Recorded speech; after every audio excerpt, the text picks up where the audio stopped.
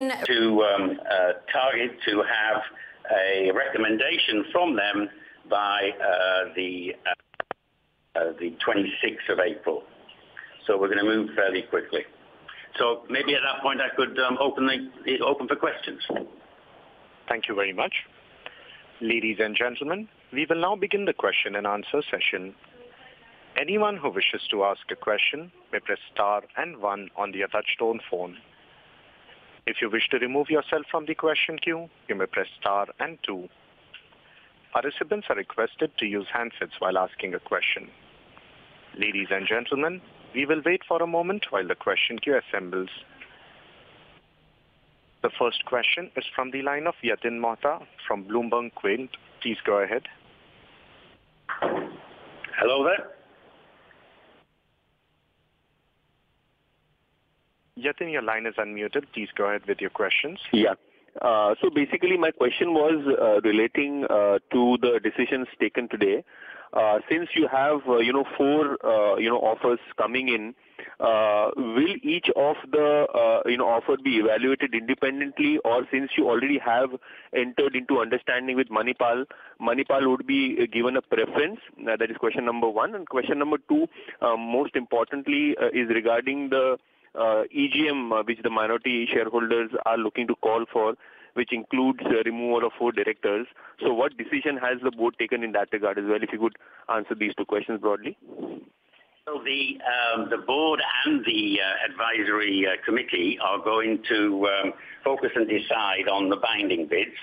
That is the one of the actions of today.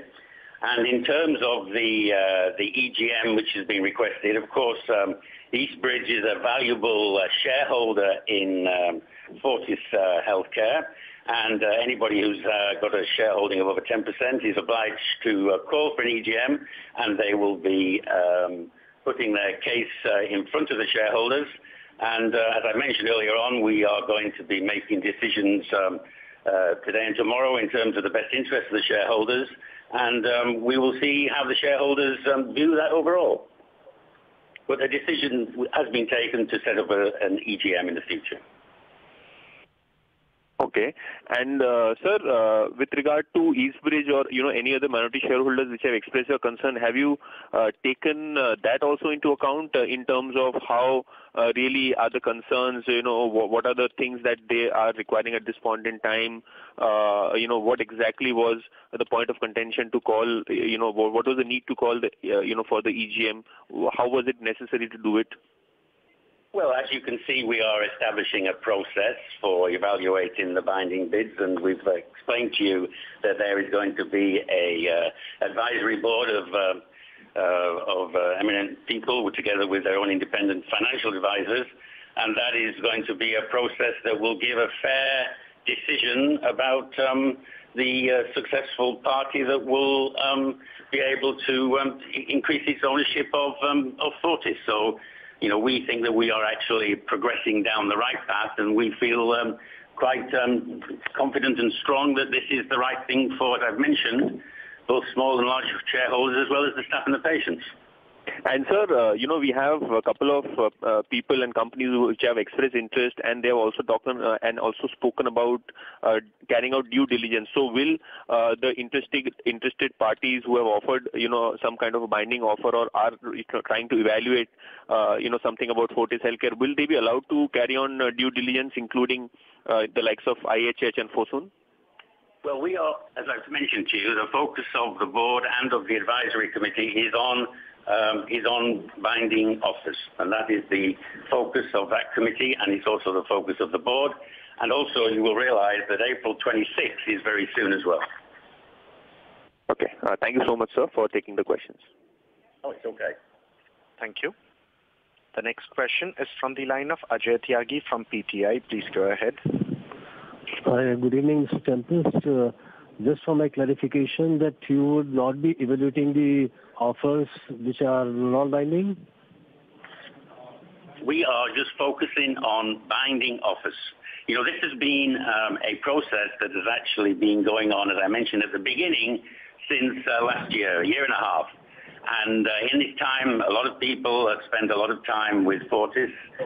Some people have come with 3 bankers. Some people, overall, I think there's been 40 different advisors that have come through in the due diligence process.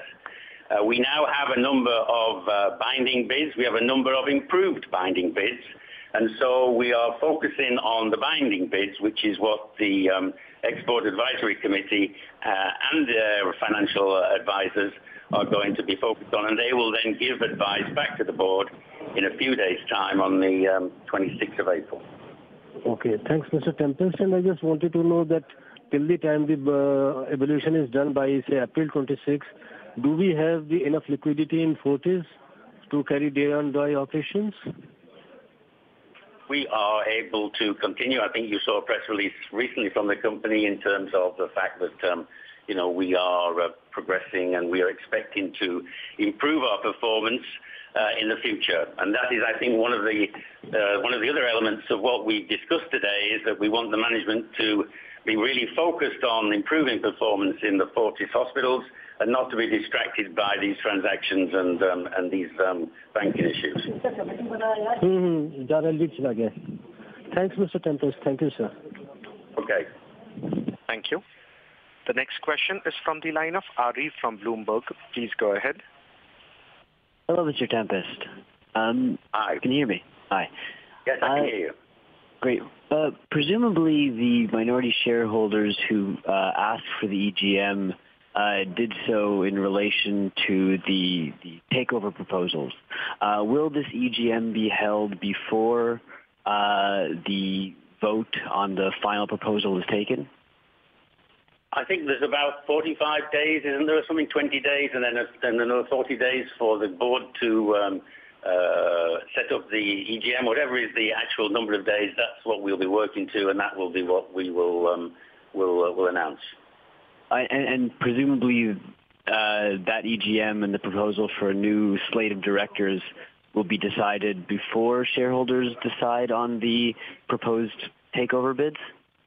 Well, as regards the overall shareholders meeting, that is yet to be decided, because the first thing is we have to get a recommendation from the advisory committee, and that has to come to the board, and the board will be meeting on the 26th. So when that is resolved, we will then decide upon an actual timing for that meeting.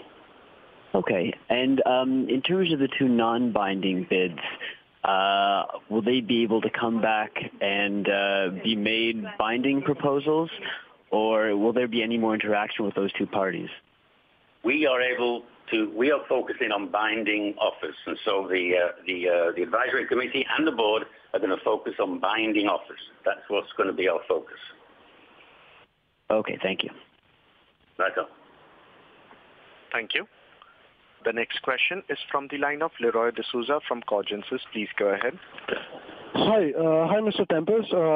Just wanted to know, 2 of the offers, the IHH one and the Fosun one, are unsolicited offers. Will you be soliciting offers from here on? Will there be more offers coming in? Will you be allowing more offers to come in, or are the Burman family, the Hero Burman Group and the TPG Manipal will be the only offers that you'll be considering? What is the scenario there? Well, actually the bid from the Burman Group, that was unsolicited. Also, we are going to focus on on binding offers, and that's what is going to be the focus of the advisory committee. And that will be what will be looked at by the financial advisor to the advisory committee, and that is also what the board will consider. So the whole focus is on binding offers. So what you're saying is that you won't be allowing any more offers to come in from here on. No, what we're saying is that we're focusing on binding offers. That's all we're saying. Yeah, but if any more binding offers come in, will you be accepting those as well? You'll be focusing on binding offers. But will you be evaluating those offers as well if they are binding offers?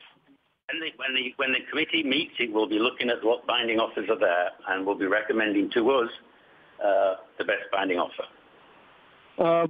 And by when do you expect the decision to be taken? By when do you expect this entire process to be complete? So the 26th is the board meeting, and we think on the 25th there will be the meeting of the advisory committee. So that's very few days away. So just next week. Okay, sure. I'll get back in the queue. Okay. Thank you. The next question is from the line of Anish Fadnis from Business Standard. Please go ahead. Hi, thanks for taking the call. Just wanted to ask you, sir, that when do you, you have two binding offers at the moment and two non-binding offers which you wouldn't consider it in the current form. But by when do you plan to close this transaction? Any investment or a additional issue of shares? Do you have a time frame by when you want to complete the transaction? Well, the key thing is once we have the board meeting on the 26th, we can then get into those sort of questions. But the key thing, as regards we sit here today, is that we have a clear, brief, and we have a clear schedule. And April 25th is when the advisory committee is going to meet together with their financial advisor, and then that will come to us on the 26th. So that is our focus, and we're trying to be very simple, straightforward, and to the point. Okay.